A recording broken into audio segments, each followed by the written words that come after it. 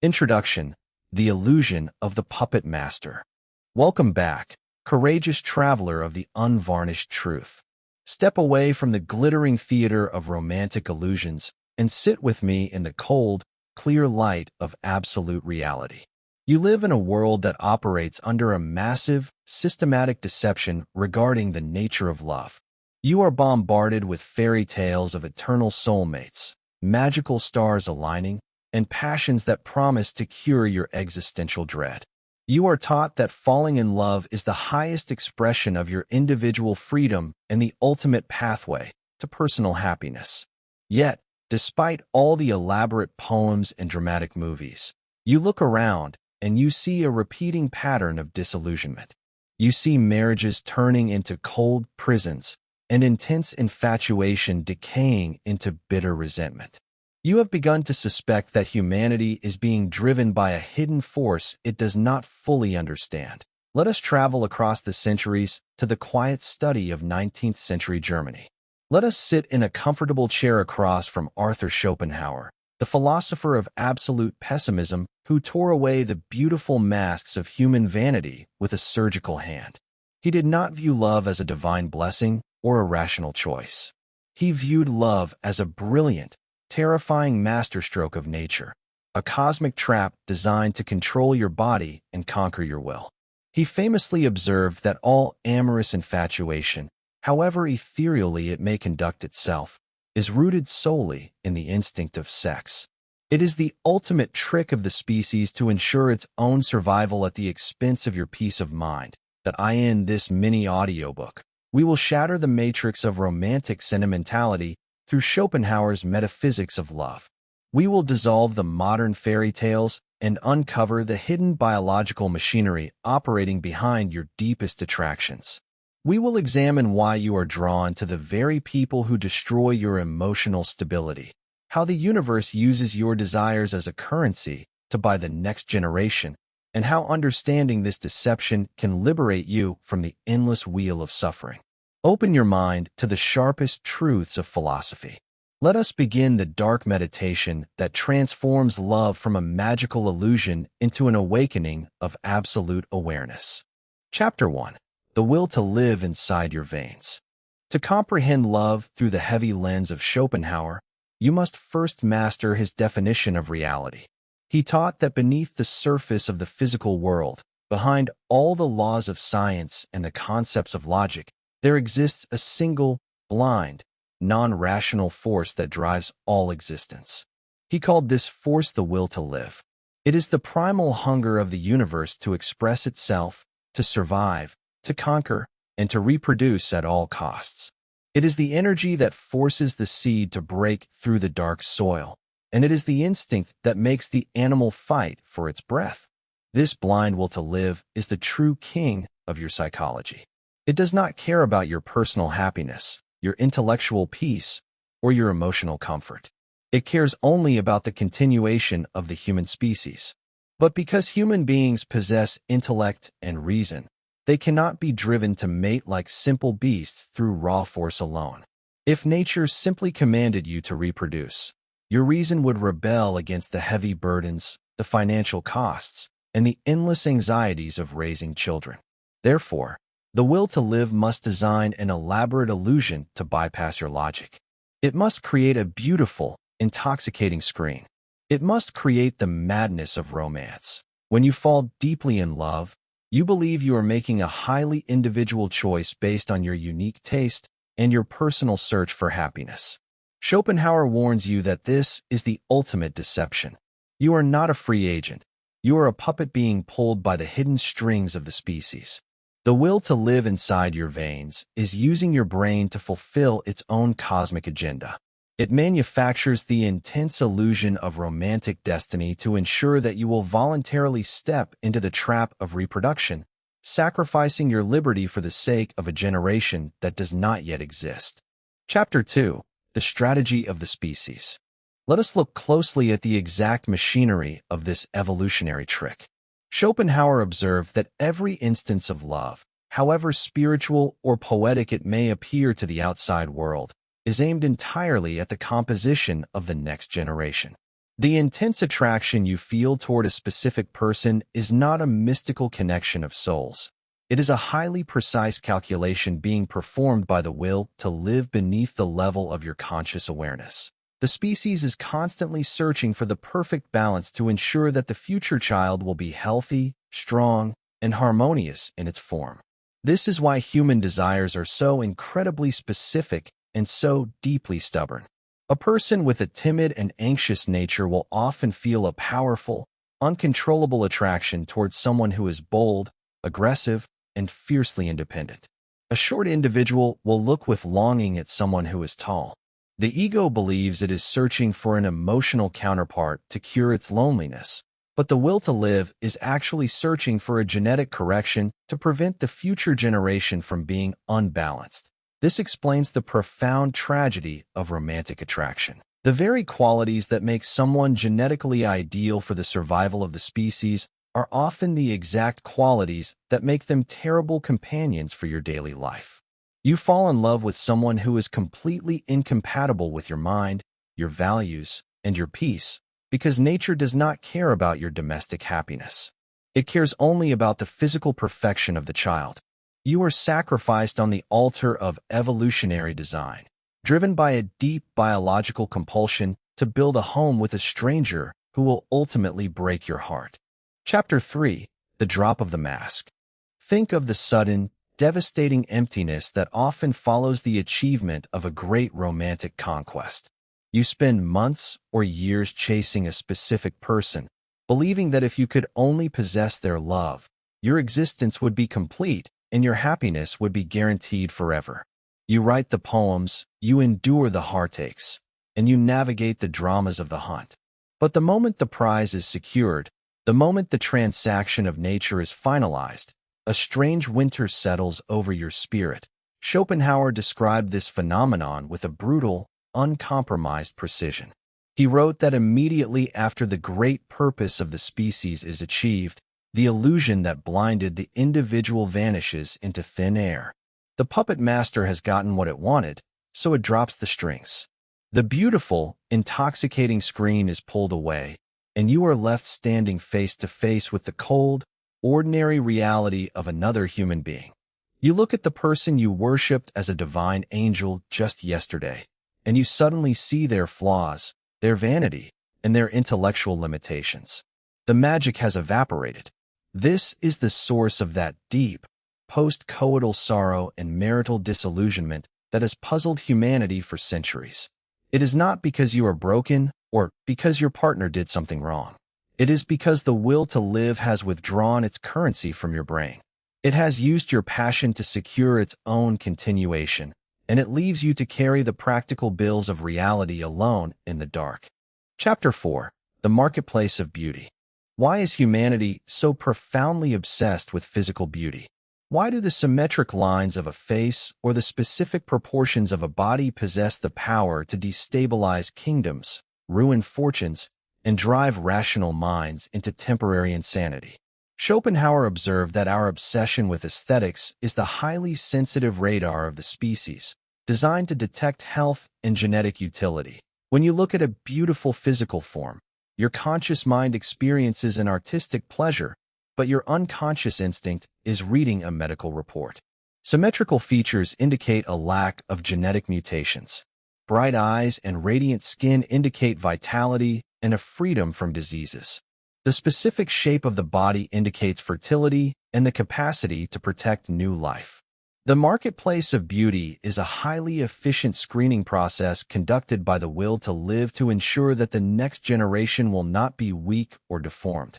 This explains why physical beauty triggers such an intense, aggressive possessiveness within the human heart. You do not just want to look at the beautiful object. You want to own it, to consume it, and to merge your existence with it.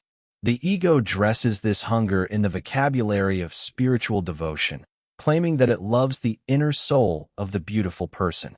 But Schopenhauer pulls back the curtain. If the outer container is suddenly altered by an accident or a sickness, the immense spiritual love usually vanishes instantly. We are worshippers of the container because we are the servants of the biological future. Chapter 5. The Genius of the Species. Let us admire the supreme genius of this evolutionary deception. Schopenhauer noted that if human beings were left to their cold, analytical logic, they would never choose to sacrifice their time, their money, and their peace of mind for the sake of children. The intellect understands that raising a family means enduring decades of noise, financial strain, sleepless nights, and the constant fear of tragedy. Logic says, protect your own comfort and remain free. Therefore, the will to live must implement a form of temporary insanity. It must hypnotize the intellect. It elevates the romantic object into a status of absolute, divine importance. It makes you believe that your entire eternal salvation depends on winning the affection of this one specific human being. You become willing to lie, to steal, to betray your friends, and to abandon your life purposes just to possess the beloved. This is the genius of the species. It makes the individual believe they are fighting for their own supreme happiness, when they are actually acting as a slave for the preservation of the collective. You endure all the hardships of the romantic drama with a heroic smile because you think you are chasing a paradise of personal pleasure. You are like an insect that climbs into a dangerous flower because it smells a sweet nectar, completely unaware that the flower is designed to capture its body and use its life force to spread its pollen across the field. Chapter 6. The Balance Sheet of Illusion. Schopenhauer commands you to take a cold look at the balance sheet of human romance. Compare the immense amount of energy, anxiety, and suffering that humanity invests into the pursuit of love with the actual amount of lasting satisfaction it receives in return. The calculation is deeply tragic. The hunt is full of storms, rejections, jealousies, and heartaches, while the victory is brief and almost immediately followed by boredom or domestic routine. He wrote that all love talk is a grand illusion because it promises something that the material world cannot deliver. It promises that an external human being can fill the infinite void inside your own consciousness. You look at the beloved and you think, this person will save me from my existential loneliness. But a human being is just another fragile, suffering fragment, full of their own fears and their own emptiness. They cannot be your savior. When you expect another person to be your paradise, you naturally doom the relationship to failure. You choke them with your impossible demands. You become bitter when they display their ordinary human limitations. You move from one partner to the next, believing that you just haven't found the right person yet. Schopenhauer invites you to stop this running. He wants you to realize that the problem is not the partner. The problem is the expectation. Love is an illusion designed to produce children. Chapter 7. The Trap of Shared Misery. What happens when two people who have been blinded by the illusion of the species finally marry and settle into the routine of daily life? Schopenhauer observed that they often find themselves caught in a trap of shared misery. They look at each other through the gray fog of their lost passion, and they realize that they have bound their destinies together for reasons that have completely disappeared. That he wrote, marriage from love is entered into for the sake of the species, not of the individual. Because they followed a blind biological impulse rather than a rational compatibility of minds, they find themselves trapped in a house with a stranger. Their characters clashing, their values fighting, and their intellectual capacities operating on completely different levels. They are like two prisoners chained to the same bench, forced to row a boat through a storm of domestic responsibilities. This realization explains why so many homes are filled with a silent, heavy resentment. The individuals feel that they have been cheated by life, but they do not know who to blame. They blame each other. They do not understand that they were both victims of a cosmic conspiracy conducted by the will to live. They allowed their choices to be dictated by a temporary chemical hypnosis, and they are left to pay the long, heavy mortgage of reality with a bank account that is completely empty of affection. Chapter 8. The Philosophy of the Porcupine. To explain the delicate, painful distance that human beings must maintain in their connections, Schopenhauer created his famous parable of the porcupines. He described a troop of porcupines on a freezing winter day. To protect themselves from the cold, they crowded close together so that their mutual warmth could keep them from freezing. But the moment they touched, they felt the sharp stabs of each other's quills that escaped the pain. They drew apart into the cold night air. But the freezing wind soon drove them back together again. They moved back and forth between two forms of misery, the pain of being stabbed and the agony of being cold, until they finally discovered a precise, moderate distance that allowed them to survive without hurting each other. He called this moderate distance politeness and good manners. This parable is the ultimate guide for relationship boundaries. When you rush into a relationship with total, unexamined dependence, expecting absolute closeness, you will inevitably stab each other with the quills of your expectations, your jealousies, and your emotional flaws. You will crowd each other's spaces and suffocate each other's freedom. To build a connection that survives the winter of life, you must master the Socratic and Stoic distance. You must learn to stand close enough to share warmth, but far enough apart to respect each other's independence. Chapter 9. The Awakening into Compassion. If Schopenhauer's philosophy is so dark and pessimistic, does it leave any room for true, beautiful human connection? The answer is yes, but it is a connection that is completely different from the romantic passion of the marketplace. When you fully understand the deception of the will to live, your heart is filled with a deep, universal compassion, what he called agape or misericordia. You look at the person next to you, and you no longer see an object to be possessed for your pleasure or an idol to be worshipped for your validation. You see a fellow sufferer. You see another fragile soul that is being driven, manipulated, and crushed by the same blind forces of nature that are pulling at you. You realize that they are caught in the same prison of existence, navigating the same fears, the same sicknesses, and the same inevitable march toward death. This recognition dissolves all your anger and all your resentment. You stop demanding that they be perfect. You forgive their flaws because you understand the immense weight of the human condition. Your love ceases to be an aggressive, possessive hunger and becomes a gentle, protective care. You reach out your hand to them not to extract happiness, but to share the burden of the road. You become comrades in a shared exile, offering each other comfort, patience, and mercy in a cold world. Chapter 10. The Liberation Through Intellect. How do you break free from the absolute control of the puppet master? How do you stop your life from being chewed up and spat out by the blind machinery of reproduction and desire? Schopenhauer taught that the ultimate weapon of liberation is the cultivation of the pure, detached intellect. When you practice philosophy, when you study science, or when you lose yourself in the contemplation of great art and music, your mind enters a state of holy neutrality. For a brief moment, the will to live goes to sleep within your veins. You stop desiring, you stop fearing, you stop calculating, and you stop hunting. You become a pure, unclouded mirror of the universe. You experience a total release from the agonizing wheel of your wants. This intellectual liberation must be brought into your view of love.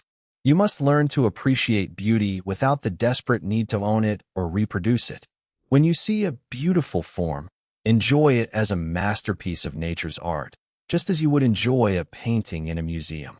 Do not allow your biological programming to turn that artistic pleasure into a heavy, anxious pursuit of possession. By elevating your mind above your instincts, you reclaim your freedom. You become the master of your own destiny, refusing to let your days be wasted on an illusion that serves only the biological future. Chapter 11. The Sacred Value of Solitude. A necessary discipline for anyone who wants to live with absolute dignity and inner peace is the cultivation of a healthy, noble solitude. Schopenhauer observed that most people run into relationships and crowd into noisy social spaces simply because they cannot stand the sight of their own minds. They are terrified of being alone with their own thoughts, so they use other human beings as a shield to protect them from their internal emptiness. But if you cannot be happy alone, you can never be truly happy with another person. Your relationships will always be driven by a desperate panic rather than a conscious choice. You will accept any toxic treatment and play any deceptive game just to avoid the shadow of isolation. You will turn your partner into an emotional crutch. Noble solitude is the training ground for a strong spirit. When you sit in silence, when you organize your thoughts, and when you learn to find total fulfillment within your own creative and intellectual resources, you become unshakable. You no longer need the marketplace of romance to validate your existence. If you choose to enter into a relationship, you do so from a position of total strength and abundance. You do not connect to find a savior.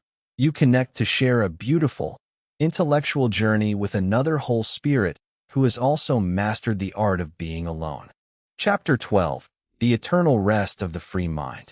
Let us close our deep, uncompromised meditation by looking at the final destination of the soul that has broken the chains of desire. Schopenhauer pointed toward the ancient wisdom of the East, the concepts of nirvana and the denial of the will. He observed that the true victory of human life is not the conquest of the world, but the total calming of the inner hunger. When you drop the illusions of the romantic marketplace, when you stop allowing yourself to be used as a pawn for the biological continuation of the species, you enter a state of magnificent, unshakable serenity. You look at the storms of the world with a calm, observant eye.